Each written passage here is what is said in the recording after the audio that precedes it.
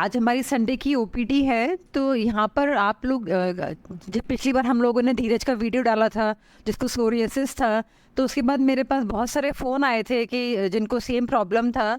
तो उनके लिए मैं बोलूँगी कि आप लोग वीओपीडी की भी बुकिंग करा सकते हैं। तो अभी मैं आप पीछे देख सकते हैं, बैकग्राउंड में मैंने चला रखा है कि इन लोगों ने जैसे वीओपीडी की बुकिंग लिया था, तो हम लोग उसी से उनकी हिस्ट्री लेके हम उनको भी ट्रीटमेंट दे सकते हैं।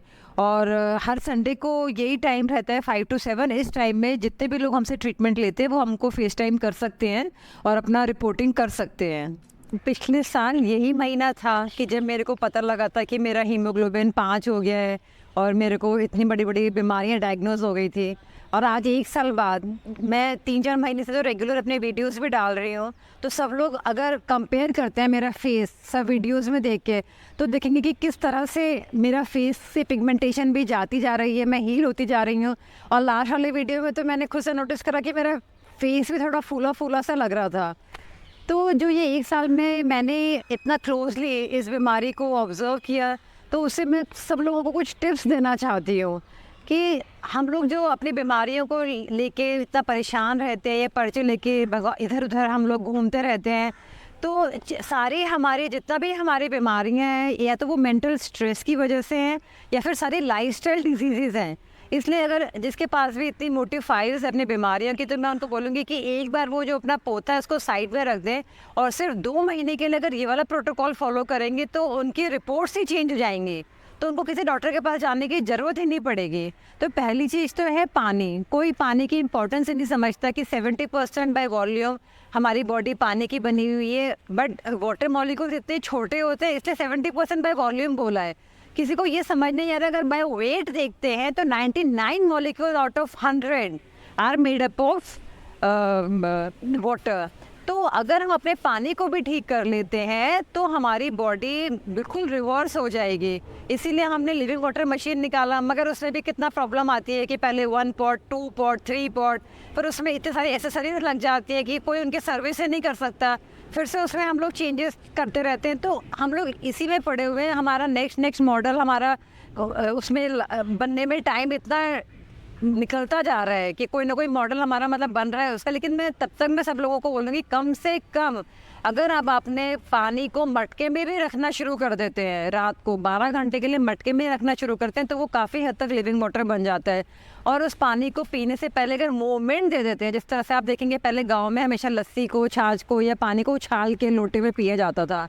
तो बेसिकली रखा हुआ पानी को अगर हम लोग मूवमेंट दे देते हैं, जिस तरह से झरना बहता है, तो वो एकदम से लिविंग वाटर का काम करता है। तो अगर आप इतना सभी चेंजेस अपनी लाइफस्टाइल में लेके आएंगे, अपने पानी भी ठीक करते हैं, तो भी आपका बीमारी काफ़ी हद तक कंट्रोल में आ जाएगी। दूसरा है डीआईपी डाइट खाना।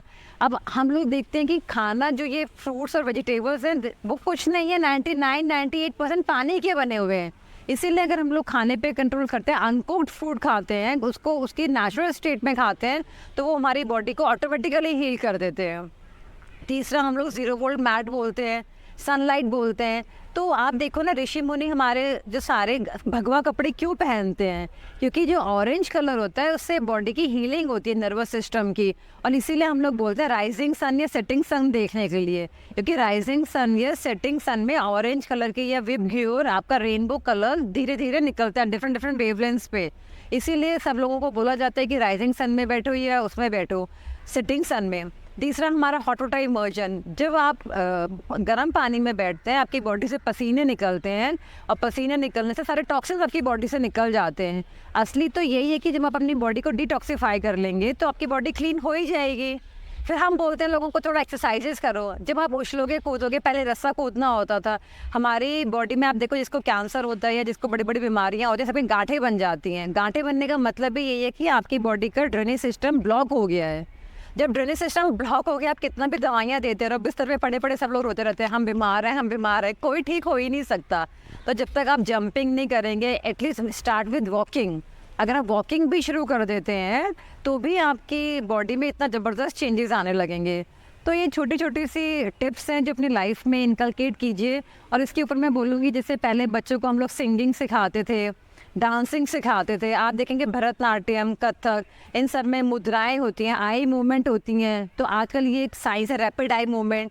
तो हमारे ये डांस फॉर्म्स जो है क्लासिकल, इन सब में ऑलरेडी इस तरह के मूवमेंट्स है कि हमारी बॉडी की हीलिंग हो जाती है। तो बिस्तर पे पड़े पड़े रोने से अच्छा या तो कोई डांस क्लास ज्वाइन करें या सिंगिंग क्लास ज्वाइन करें। अगर आप सिंगिंग करते हैं तो आप जैसे ओम बोलते हैं या कुछ भी चैंटिंग करते हैं तो आपके सेल वाइब्रेट करते हैं। वाइब्रेट करने से जो उनकी बाउंड्रीज पे टॉक्सिन्स हैं वो हिलने लगते हैं और बॉडी की क्लींजिंग हो जाती है। या षटकर्मा इतना सिंपल एक्सरसाइजेज हैं अपनी बॉडी की क्लींजिंग की। जैसे आप उनको क्लींजिंग करेंगे बॉडी फिर से नॉर्मल हो जाएगी। तो अब हमें ये सब समझना पड़ेगा। और हम लोग बोलते हैं कि और सबसे बड़ी पावर जो मैंने अपनी बीमारी से सीखी है वो है भगवान की पावर। हम देखते हैं कि अगर हम किसी को गॉड के बोलते तो सब हंसने लगते हैं कि कौन से दुनिया में रह रहे हो, क्या स्पिरिचुअलिज्म है।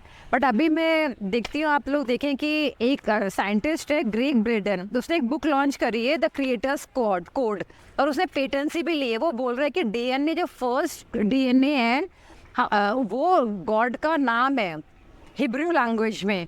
तो वो लोग इस पर पेटेंसी ले रहे हैं और हम लोग हिंदुइज्म में, सनातन धर्म में जो हमारा वर्ल्ड वाइड नंबर 1 है, हम लोग बोल रहे हैं भगवान है भगवान नहीं। हम इसी पे कंट्रोवर्सी कर रहे हैं और वो लोग गॉड के नेम पे पेटेंसी करा रहे हैं। तो मैं यही बोलूँगी कि ये मेरी अपनी भी सोच है कि हमारे हर डीएनए में गॉड है। हमारा पहला डीएनए का प्रोटीन गुएनिन है, जी फॉर गॉड, जी फॉर गुएनिन। तो कोई अभी ये बात समझ नहीं रहे। और अगर जब तक आप भगवान के को सरेंडर नहीं करेंगे, जब तक आप उसकी मर्ज़ी के बिना एक पत्ता भी नहीं हिलता, जब तक आप इस चीज़ को नहीं समझेंगे। और अगर कोई आदमी बीमार है तो इसका मतलब कि गॉड आपको नॉक कर रहा है।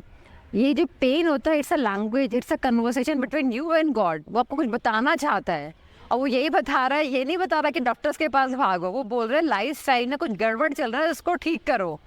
और जैसे ही आप उन सबको ठीक कर लोगे और you get connected to the God, तो जिस तरह से एक पहाड़ पे बर्फ़ पड़ी हुई होती है मगर सूरज के आते वो एकदम पिघल जाती है, उसी तरह से जब आप अपना लाइफ स्टाइल ठीक कर लेंगे, you will come on the right track. आपकी डिजीज़ेज ऑटोमेटिकली आपकी बॉडी से गायब होने लगेंगी।